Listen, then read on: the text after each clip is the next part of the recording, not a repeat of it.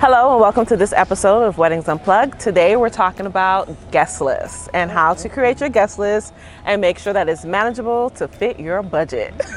Okay, so for me and my fiance, we have two very different views on guest lists. For me, I wanted to invite people who are actually there for us, people that we can count on, and people that we can call on and actually really just give us advice for anything that's going on within our relationship. And for him, he wanted to invite everybody he has ever met in his entire I'm over exaggerating, but he wanted to invite family members like we haven't seen and spoken to in years. And for me, it's like, well, we have to pay for these people.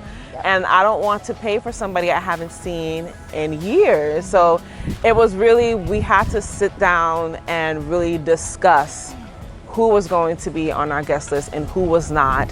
And really a lot of it was him feeling guilty for not inviting certain people. And I was like, I don't want guilt to be running our pockets. That's literally what I was gonna ask you. Like, do you find yourself feeling guilty? I don't. I have. No, because for me it's like, if you haven't been in our lives, why am I inviting you to this day? Right. So I feel no guilt. He felt guilt, but for me, nothing. So it's like, those was it. If we haven't spoken to for years, if I can't rely on you, you cannot be on my guest list. What about you guys? Yeah, I mean, it's interesting. So for my fiance and I, we're thinking about inviting 150 people. So he has 75, I have 75. I'm going over my 75. He still has like 60 something. And I'm like, can I borrow your people? And he was like, no. So I find it really interesting because it comes down to like, are you willing to pay X amount of money for their plate? When I'm thinking about it, some of these people, no. I don't feel like spending that amount of money on the plate for them. And I just find it's really interesting now. And I know like people have told me like Val, she's like, people gonna come out the woodworks to talk to you and ask you certain stuff. Like certain family members, hey, how's the wedding planning coming along? Make sure you it's send okay for me and my son or my child. Divert. Yeah. I was that way. I was experiencing like guilt, and even now, like a whole year later, I still experience some guilt towards some people, but only because I probably had, I'm gonna say like between 15 and 20 people that did not show up for my wedding.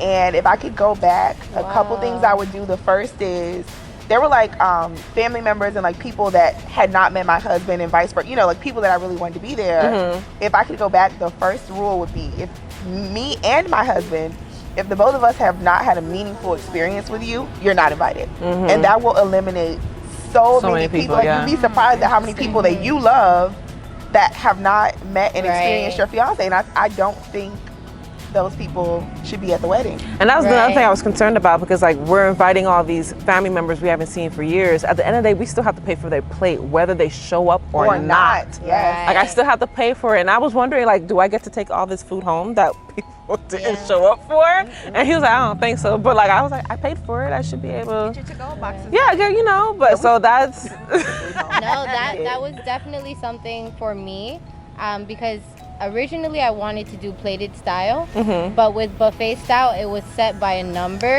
that can stretch or it can shrink, and I was comfortable with that, because same thing, I couldn't imagine if people don't show up, you know. And I read an article the other day where brides or grooms or couples will go and invoice people After the fact, after they haven't shown up. Yeah, like, oh, I see you missed the wedding, so here's your bill. We're sorry you couldn't come. Did they actually pay? I don't know. I didn't read that far, but I was just like, honestly, that's the least they could do. I was like, oh, okay. I probably wouldn't send an invoice, but I understand. But seriously, because people don't care about your finances in the same way that you they don't do. think about it. And when I tell you, I was pissed. Yeah. Like, I was so upset because I spent, even the night before my wedding, I finished the place card. Remember, I did everything. I was doing everything. I was calling people. Are you going to be able to make it? Like, are you going to be able to make it? Because I did not want to have those empty seats where I know that there were people that really wanted to come and that would have shown up. And I spent like weeks after the wedding talking to people, being like, listen, I really wish I would have invited you, because I was naming people. This person did. You were naming names. Because it's very upsetting, because you put in so much work and effort, and people don't see what you do behind the scenes Yeah. They just see the beautiful product and think you just woke up and boom, and that's not, you know. I think something for me, I made sure that communications were heavy. So everything I sent out had a very well communicated, not rude, like do this or no. Like it was very heavily communicated deadlines or no later than, like, because if you try to RSVP after that date, then you end up being the bride. Like if you try to be overly flexible, you end up being that bride who's there the night before your wedding trying to accommodate people. That was me. You know, but you have to, I think if there is a time to be selfish in your life, it's that time. Like don't let people inconvenience you, you know? Because it's for you. I had that mindset. Like I tend to not be big on like birthdays or holidays, or, you know, I'm not big on like get me a gift. That was the time, and I still feel like I was not selfish enough because I still in the end started, you know, feeling that guilt of like I didn't, you know, invite this person, I didn't do this person. But what do y'all think about like splitting evenly the guest list, the number between like you and your fiance or your husband? I think that's that'd be good. Yeah, that's fair. What if you don't know enough people? And the other person will take the other people. Yeah, they pick them. That was like one of the things I was like, you don't know 75 people? I need extra people. He's like, I'm good. I'm like, well, let me borrow like 4 or 5 people. And he said, you will pay for these extra people. I'm like, that's fine, but I want some of those extra people. Well, what do you guys think about parents? Because like I'm Haitian. Oh, yeah. You have your husband's Jamaican. So like I know they like to invite all these people.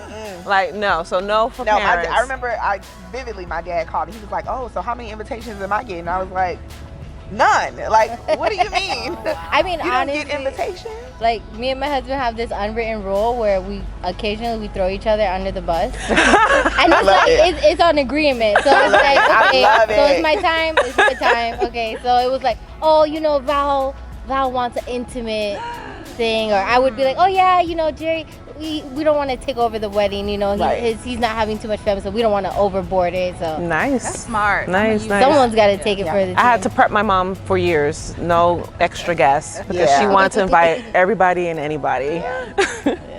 But thank you for joining us on this episode of Weddings Unplugged. See you next time.